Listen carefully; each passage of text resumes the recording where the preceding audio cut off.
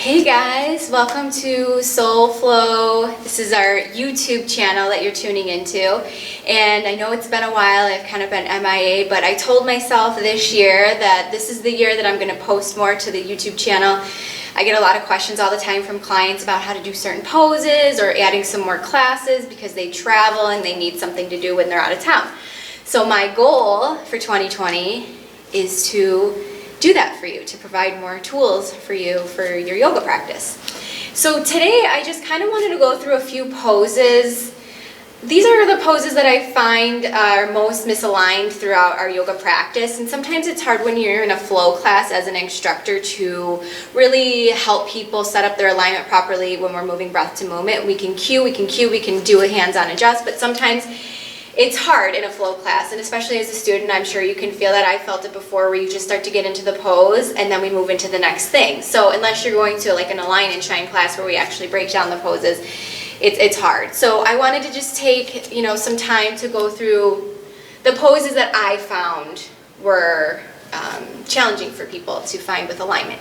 And I also encourage and invite you to let me know if there's some other poses you'd like me to go through to get you properly aligned so that you feel comfortable in your practice. So with that being said, the first pose I wanted to start with was halfway lift, half lift. So when we're going through our sun salutations, we bring our arms up, we forward fold, and then we come to a half lift. So a couple of things that I have noticed throughout just teaching classes here and there at the studio and then other places is a half lift. A lot of people do this. They just round the spine, they let their arms just kind of hang heavy in front of them. There's no engagement, there's no meaning in the pose. And I say this a lot of time, every pose you should feel the body activate or engage. You should feel purpose in your poses. So by hanging like this, I'm pretty sure you're not feeling anything. You're just like, okay, we're just hanging out. And actually the purpose of a half lift as we go through our sun cells is to kind of neutralize the spine. So as you come up and you fold, that halfway lift is to bring some neutralization back into your spine. So the proper way when you're doing a half lift, and I'll show you side angle and front angle too, as far as how you should be standing. We always talk about when you're in a standing pose, you should have a soft bend in your knees. It's the same thing when you come up for a half lift. So when you come up for a half lift, you want to roll your shoulders in and down the back. You want a nice long neutral spine, and it helps if you place your hands to your shins. So then you have the hands pressing to the shins pressing to the hands. You roll your shoulders in and down the back, and you engage through your core. Your gaze is towards the top of the mat so that you have a long spine and your crown of the head is shooting forward. We don't want the head to hang heavy like this. We don't want to crank the neck up like this. Nice, long, neutral spine. And you're going to feel activation here. As opposed to this, I don't feel anything. I feel awkward. Like this, my core is engaged. I feel the back of my legs working. I feel my shoulders rolling down the back. So this is your half lift. Sometimes people too, I encourage to use a block. So if you're new to yoga, take the block, 1 or 2 blocks underneath your hands, and it'll help find that neutralization in the spine. Flat back, halfway lift. So from a side view, this is what we don't want. Activate, soft bend in the knees, shoulders in and down the back, nice long neutral spine, crown of the head shooting forward. So you should see that. So that's creating the alignment that we want. So we come down and fold. Inhale, halfway lift. Exhale, forward fold. Inhale, rise all the way up. Exhale, fold nice and slow. Inhale, halfway lift, flat back, pull your shoulder blades together, engage through your core. Exhale, fold. So Uttanasana, forward fold. Half lift, Ardha Uttanasana. So another way too, if you have a home practice, even just coming up against the wall, placing your heels directly to the wall, just standing here, it feels totally different when you stack your joints. So even just trying to flow through a sun salutation against the wall is going to be a challenge. So I invite you to take the challenge and find your proper alignment. If you have any questions about half lift or forward folds, let me know. You can tell me the next time you're in the studio. You can shoot me an email, melissa@soulflowyoga.com, Facebook, Instagram, however you need to get there. If you're not part of the SoulFlow community because you don't live in the area or you just haven't had time to come to the studio yet, any way you want to get a hold of me, email is probably the best because I get the notification right away when I get an email. So, moving on. The next pose that I wanted to talk about was high plank, and I do have a video on the YouTube channel breakdown of chaturanga, so I'm not going to go through a full chaturanga, but I will go through high plank, and I do want to go through the up dog and down dog, but I'm not going to flow through vinyasa. I'm going to break them down one at a time. So high plank is the first one I wanted to go through because you'll see all kinds of things with high plank, and sometimes when you're in class you don't realize if you're misaligned. So we can cue shoulders over wrist, press through the heels, belly button to spine, but if you don't know what it feels like or looks like, it's hard to know if you're doing it right. So for high plank, shoulders over wrist, fingers are wide, and then you roll your shoulders down the back, and we say press through your heels as if they were up against the wall. Gaze about 6 inches in front of you. This is high plank. Everything is engaged. I'm lifting my kneecaps. I'm pushing the mat away. You can modify plank and always take it to the knees. It's still working the upper body, so don't think that this is cheating. This is perfectly acceptable if this is where you're at. Long neutral spine, so again, the head's not up, the head's not cranked down. Nice long neutral spine. Some misalignment you may see, this a lot. This is really bad for your low back, so we don't want to be dumping here. And then we get kind of like a modified down dog sometimes where the hips come high. So think about as you shift forward, bringing your shoulders over your wrists, stop, engage the core. Plank pose. And like I said, I invite you to take plank on the knees.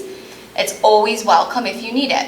So when you're practicing plank at home, it should feel right. You're gonna feel the body shake, especially if it's your first time doing plank. You're gonna feel the new muscles create, you're gonna feel the body shake. So if you're unsure too, I do recommend, again, the wall. Take plank to the wall. So the best way, and I don't know if you can still hear me if I turn my back, but I'll tell you as I flip back.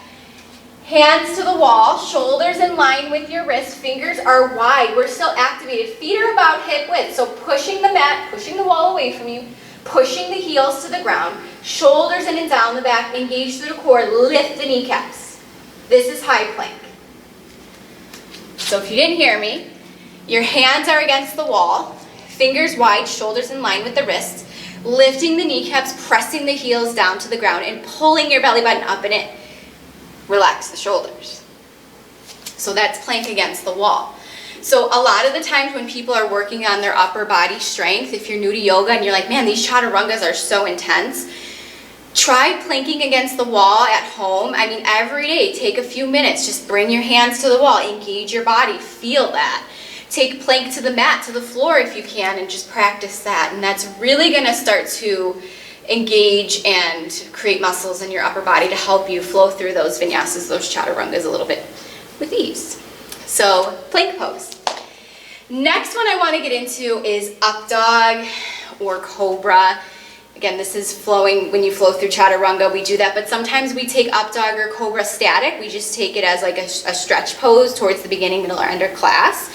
So I want to show you some variations of that as well. So I'm going to start with up dog. So in up dog, the tops of my feet are in the mat, my legs are lifted, roll your shoulders down in a way you want to open your heart. A lot of the times we see this, turtle shell. You tuck your head into your shoulders, you're rounding. This is, I mean this is really uncomfortable for me, but for some people that are new to yoga and we're going through chaturanga, they might just drop like this and then we're like this. Very uncomfortable. Like I said, every pose that you do in your yoga practice, you should feel engagement, you should feel a purpose. This, I just feel uncomfortable awkwardness. This, as I lift and roll the shoulders down the back, I feel more purpose. I feel my heart open. I feel my shoulders sinking. I feel my legs engaging. And then drop. So up dog. just gonna take a quick little child's pose to counter that out. The next, cobra. So cobra is similar to up dog, except that your thighs are in the mat. And with cobra, you want to roll the shoulders in and down the back. Soft bend in your elbows. A lot of the time people go like this. Again, misalignment, it's too much. Roll the shoulders down the back, keep your elbows tight to your ribs, and relax the elbows, soft bend. And then the thighs are in the mat. Take a deep breath in. And then we're gonna lower the chin. We're gonna take baby cobra. So I'll move the block here. Your hands come underneath your shoulders. Baby cobra, you just lift the chin and the chest. This is baby cobra. This is not baby cobra. You want the legs to rest in the mat, but they're active. I'm squeezing my thighs. I'm pressing the tops of the feet to the mat. Roll your shoulders in and down the back. And release. If you start to feel when you're going through your cobras or your up dogs that you're having pain in your low back, it's too much. You don't need to do that. As you start to flow through your practices and get stronger mentally and physically, you're not going to feel that pain. It should start as you start to find proper alignment. It should go away. Now, sometimes you might have just back problems. It's just a health issue that you have. But yoga will help strengthen your physical body, front and back, because your low back is part of your core. So when we strengthen our core, we strengthen our low back, we start to see less and less issues, which is why yoga is amazing, but you have to be consistent with it. You know, you can't come to yoga here and there and be like, well, yoga doesn't work for me. Yoga works for everybody. That's the beauty about yoga. It's for everybody. It works for everybody if you are consistent in your practice. And that's why making these videos for me is important, because if you have a home practice, you can't make it in the studio, these are going to help you. These are going to be little tools to help you with your practice. So just keep practicing on and off of your mat, and I promise that your body, your mind, you'll get physically, mentally stronger. So, side note. Let's go into downward facing dog. So, down dog. I'll get up into it. So this is proper down dog. Proper down dog, my feet are hip width, and it's okay if your heels hover. Your heels don't have to touch. We're all not that flexible. I have a gentle bend in my knees because I personally have tight hamstrings, especially my first downward dog of my practice. My legs are so tight, so I put a soft bend in my knees, and then I bring my hips up and back. And I look like this inverted V. My arms long in front of me. My hands are about shoulder width. Fingers are nice and wide. Let me drop down here for a minute. Fingers are wide, but you're gonna notice when you're in proper down dog, you want the weight to be in the L shape of your fingers. So you want to bring the weight in towards your hands to feel that, and then bring your hips up and back. Your gaze is between the thighs, or towards your belly button, we can say. So some people like to bring their hands outward a little bit, because when you spread the fingers wide, now we're opening up the chest a little, and that's completely okay. I like to do this too, because I kind of feel the rotation in my shoulders, and I feel my chest open more. So that is really helpful for me. But like I said, if you're here, that's fine. Just make sure that you have the weight in the L shape of the hand. So coming up into downward facing dog. So sometimes in down dog, you'll see like this. You'll see, again, like that modified plank down dog pose, which is really weird. You'll see, and I should mention, you should not have a crease in your wrists, because your arms are out in front of you, taking out that crease, and your hips are up and back, bringing a lot of the weight that's in the L shape back to the heels. So you'll see a lot of people where they're like this, so all the pressure is on their wrists. You'll see some people think that their heels have to touch, so they're more of like in a forward fold, so they're more like this. This is not down dog. So take up space on your mat. You have this big mat, take up space. If you look at your wrists and you see there's a crease, walk them up a little bit more towards the top of the mat. Walk your hands up. Push your hips up and back. This is a very active pose. Down dog is an inversion, because an inversion is anything where our hips are higher than our heart. It's a great stretch for your hamstrings, for the back of the legs. So when you're in downward facing dog, pedal it out, bend into your knees, find a little bit of movement to warm up the muscles through the back of the body. So downward dog, hips up and back, feet hip width, again, heels can hover, that's perfectly okay. And then you also want to think about, we say all the time, bring the chest closer to the thighs because you want that inverted V shape. So that's down dog. If you have any questions about that, let me know. The next pose I wanted to talk about, this one I find to be almost painful when I watch people sometimes doing it. I mean, even if I'm taking a class and I can see like the person in front of me or next to me, and I can tell it's their first time doing yoga, I just want to like pull them up and back and help them out. But this is why I'm glad I'm doing this, because obviously I'm not going to do that as a student in somebody else's class. And like I said, as an instructor, when you're flowing and you're moving, it's hard sometimes to focus on one particular person. And plus, you never want to like make anybody uncomfortable. If it's somebody's new, first time in yoga, and we always say, if it doesn't hurt, the pose doesn't hurt you, you're fine. But when I see this, I'm like, how is that not hurting them? So I want to talk about triangle pose or trikonasana. So triangle pose, your front toes are forward and your back foot is parallel to the back of the mat. You can kick the heel out if you need a little bit of stability. Again, you always want to have a soft bend in your knees. You never want to lock the knees out. You can hyperextend yourself that way. So your arms come long and you start to bump your hips back. You start to glide forward as far as you can go, and then you tick-tock your arms floor to ceiling. Your top arm is lifting you up as if it was being lifted towards the ceiling. Your bottom hand, there's little to no weight. This pose, personally for me, I always use a block. I just feel like it helps me with my alignment. So I take the block behind my front leg or foot to the highest setting, and that's just because of my own flexibility. I plant the hand down, but gently, and then twist and open. What a lot of people do in this pose is they dump and they're like forward like this, and this is like really bad for you. Some people too, like we'll call in a class, you can bring your right arm out long in front of you or your bottom arm out. For me, I don't have strong enough core to do that, so when I do that, I feel I'm compromising in my low back, and that's not what you want to feel.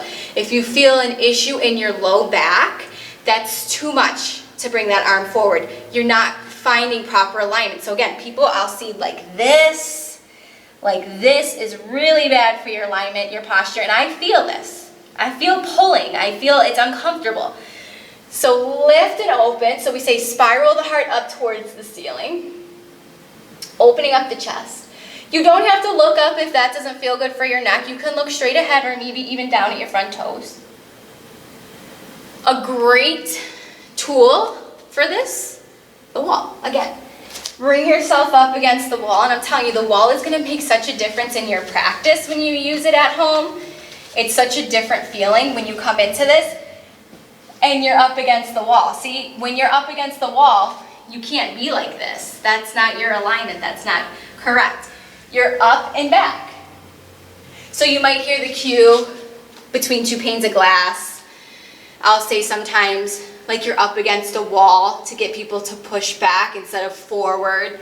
And again, if you're bringing that bottom arm long or grabbing for the invisible beach ball, don't compromise your alignment. So don't do this. Don't do this. Lift and open. Triangle pose, trikonasana. Soft bend in the knees, feet nice and wide, little to no weight in your bottom hand. Top arm lifting like you're being lifted and pulled up towards the ceiling. Heart and chest open because we want to stack the shoulders. Core engaged to protect the low back. A block is perfectly acceptable. A lot of the times people think that blocks are a crutch, and it really isn't. They're amazing tools. For me, I feel like I get better alignment with a block. I feel like it helps me open up the shoulders and chest more. And I'd rather have proper alignment and get the full benefit of the pose rather than compromising my body to feel like this is where I need to go to get into a further expression, because that's not what it's about. So that's triangle pose. The last pose I want to talk to you about is seated forward fold, Paschimottanasana.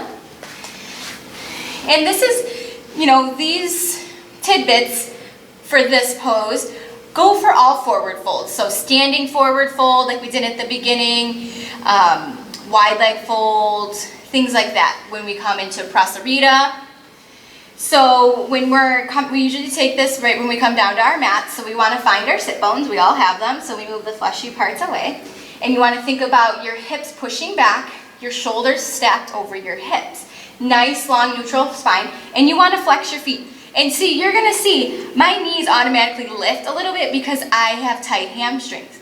You can take a block and prop it underneath your knees if you feel like that is happening.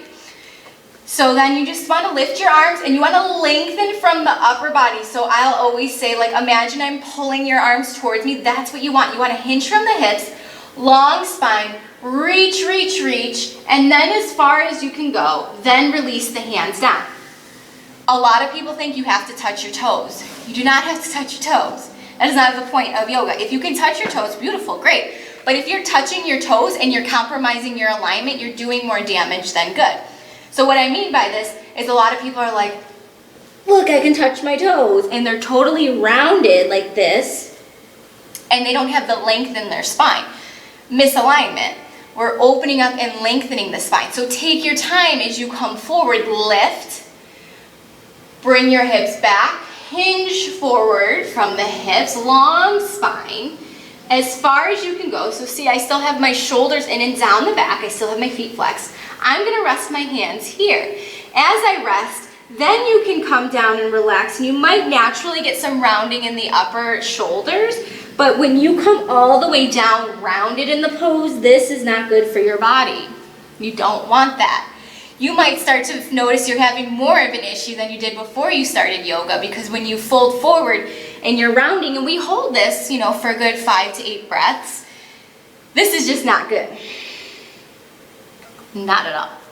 So, length, hinge, and sometimes you could say bring your chin forward, hinge forward.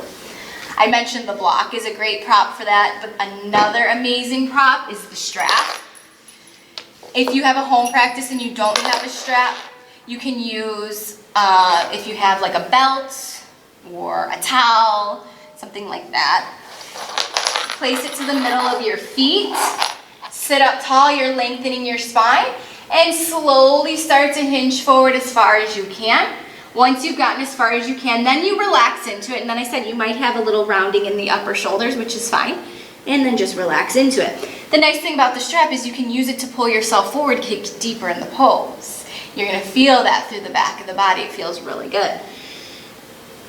And always breathing into every pose is going to be super important, so checking in with your breath. In yoga too, we always say find your edge, and what I say is your edge is that point where you've gotten where you can still find your connection with breath. If you've gotten to a point and your breath is like shallow or really messy, or you can't connect the breath, it's choppy, you've gone too far in the pose. And you're like this and you're just like struggling through it, that's not your edge, that's too far past your edge. So always keeping the alignment, not compromising the alignment, and then finding your breath. Inhale as we lengthen. Exhale as we sink and fold a little bit deeper. Forward fold. So those are just the ones that I found to be the most common with misalignment, but I know there's probably a million poses out there that we could go through to find correct alignment and things like that. But I want you to know too that everybody's body is different. So what I went through, the poses I went through, if you're at home and you're practicing these and it's causing you pain, don't do it. You can modify. That's why I say use the block, use the strap, whatever you need to make your body comfortable in your yoga practice.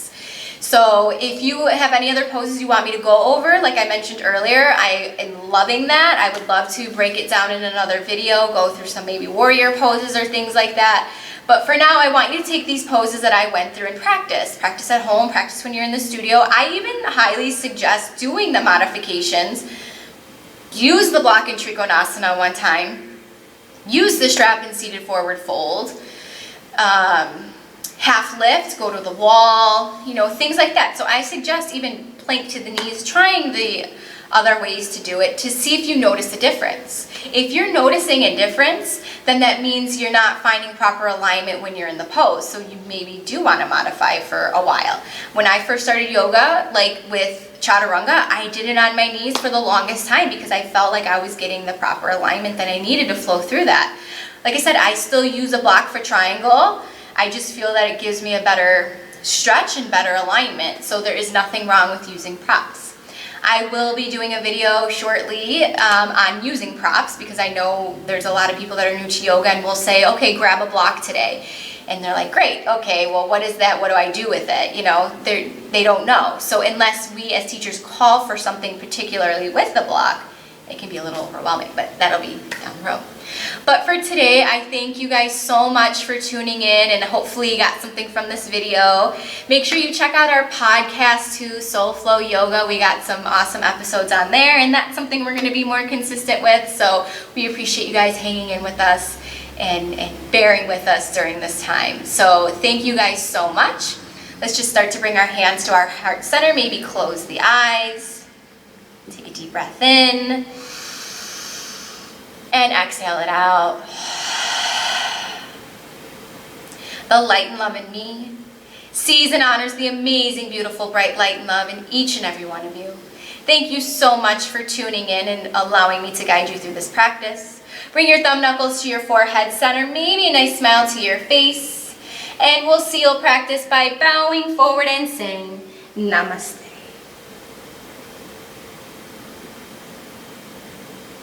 Till next time, yogis. Thank you.